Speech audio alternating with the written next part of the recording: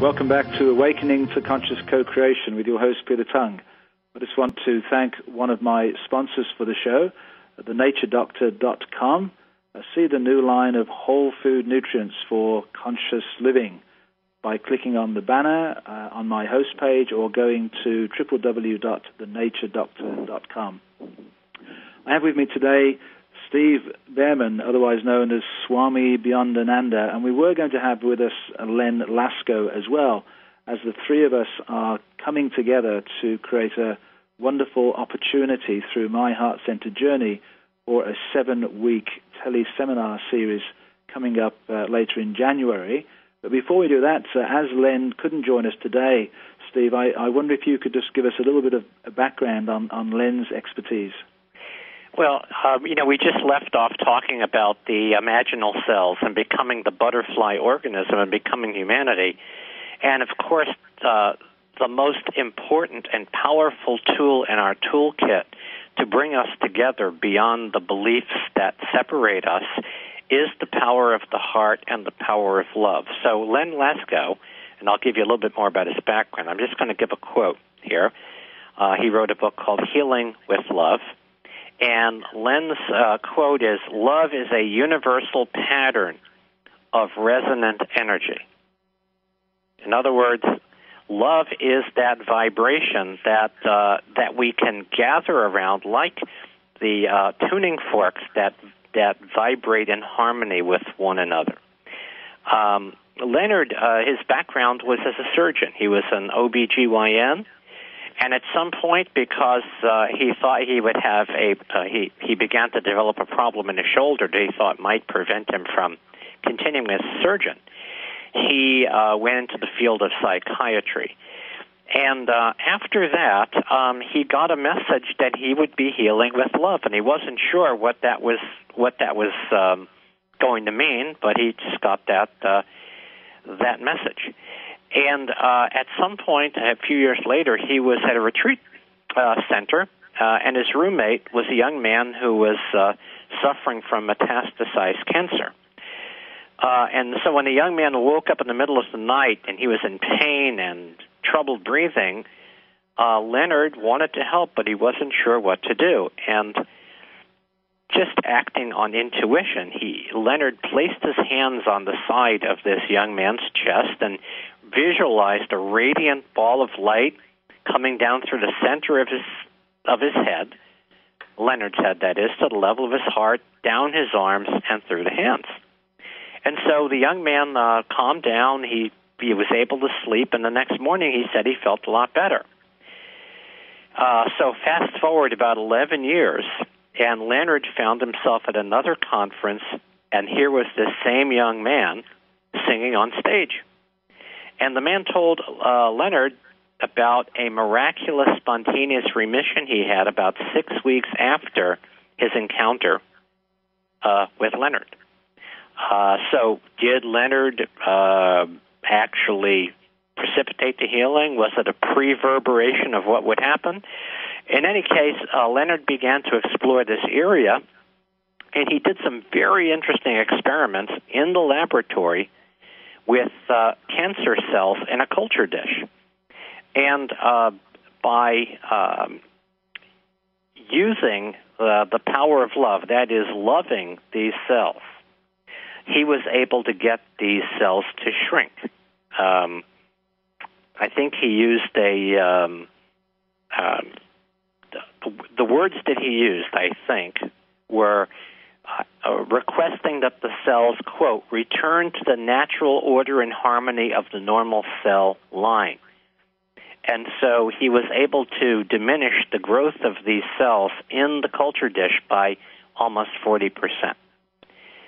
So Leonard has since developed some very powerful meditations and ways to activate that healing resonance in one's own heart. And we're very excited that he's going to be sharing this as part of the upcoming seminar series. Yes, and I've actually been involved in doing some of Leonard's healing work with my daughter Angela through what is his hollow energetic healing process. And really what it is the recognition that when we have any sort of life trauma, particularly as we're children under the age of 7, that we have this piece of us that has become separate, fragmented from the wholeness of who we are, and this fragmented piece needs to return home. And so these beautiful processes that Len works with, which are all from love in the heart, creates the opportunity for us to release any armor or any what was originally a protective garment placed over a particular part of the body, which protects from the hostility or danger at the time, but also ultimately prevents healing from taking place. And there are beautiful, loving processes that we can go through to help people heal. And I've seen some remarkable outcomes as a result of that healing process. And this time, as far as I'm concerned, is all about us returning to wholeness and reconnecting to oneness, which is another part of Leonard's expertise. But I just want to make one other comment, which makes Len's work almost unique, I believe, in that most people, when they're dealing with cancer in a healing situation, whether it be through traditional medical methods or whether it's through spiritual methods, people are still attacking the cancer and trying to kill the cancer. Whereas Len's approach is actually to say, well, actually, the cancer has happened, and it's happened for a reason. It's actually a gift for us to realize there is something we need to change in our lives, and therefore we accept the right for this cancer to exist. So it has come for a reason, for a purpose, to show us something. But then he goes into this resonant energy frequency, and as you described beautifully, Steve, it's taking the cancer itself back to its whole and healed state, so that we can also go back to our whole and healed state. And of course, the reason that cancers recur in people is because they may have had a treatment to work with that cancer, but if you don't make the internal changes necessary as well, then that same pattern will repeat itself and imprint itself and return. So for full and complete healing, we need to really come to terms with what that separation, that fragmentation is. And so Len's involvement in our process is going to be critical for people to clear out all those unhealthy issues and stuck energies and blockages that we've accumulated over this lifetime, to let that go. And I know one of his most powerful ways of doing that is through a forgiveness process, which begins with forgiving ourselves. And the realization that real unconditional love is really about fully accepting who we are in all of our strangeness and our warts, and also accepting others for who they are in that moment, and getting out of this place of judgment that we've all been trained into through our lives. So he will be bringing us a wonderful gift of his loving presence during the course of our teleseminar series. Yes, it's very interesting that these disowned parts, again, it used to be, I think things have changed so radically that these pieces that we try to separate ourselves from, circumstances are not letting that occur. And these have been called apocalyptic times. And the original meaning of the word apocalypse, it meant the lifting of the veils. And so the veils are being lifted on many things right now, including these shadow pieces that we have tried to hide because we're embarrassed by them, we're frightened by them, and so on. And one of our intentions with this 7-week class is to create a safe enough space to put these things into the pool and safely and lovingly metabolize them. I've just spent some time around the lunar eclipse, which I felt very strongly was connected to this healing process, particularly around the healing of the feminine and the masculine. And I'll just give a couple of examples in the work that I was doing leading up to the lunar eclipse. That one of the most powerful issues that kept coming up was what I've called the discounted daughter. And this is a woman in her family who did all the work to support the parents and her siblings, but for some reason was not acknowledged by anybody else in the family, including the parents. And in some cases, this was so extreme that this person who actually did all the nurturing support work was completely ostracized by all members of the family at some point, or still is. And then, of course, the biggest realization is that in our creation myth story, there is no daughter. There's the Father, the Son, and the Holy Spirit. Let's let's just say the Holy Spirit is the sacred feminine, well, there is no daughter of that within that family. So she's been discounted from the beginning of creation. And so what we need to do is to welcome back into her fullness the sacred feminine, and every woman who is carrying this energy has the opportunity to heal through this awareness.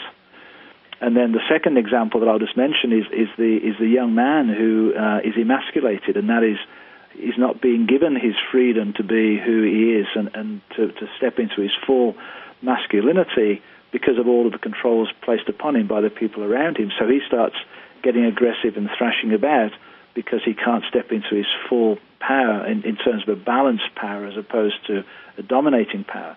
So you can see how these fragmented pieces of ourselves begin to run our lives as we respond or react actually unconsciously to what happens to us in our lives. And one of the things we want to do is to help people understand this unconscious programming that exists within them so we can bring it out into the open to be healed with this beautiful, loving vibration. Yeah, and it's certainly true that this is an individual process, and yet so many of these issues that we're dealing with are passed down culturally, invisibly and silently, and we up until now have not really had the rituals and ceremonies and understandings to allow these processes to take a natural course, to bring them to light rather than trying to stuff them. Yeah. Steve, we're coming up to our second break, and I just really want to reinforce all the discussion that we're having today and hopefully for our listeners to understand this phenomenal opportunity that we are offering through this course. And you can go to www.myheartcenteredjourney.com right now and check out the free tele-event on January the 19th and the 7-week series beginning on January the 26th. This is Peter Tung for Awakening to Conscious Co-Creation. Welcome back.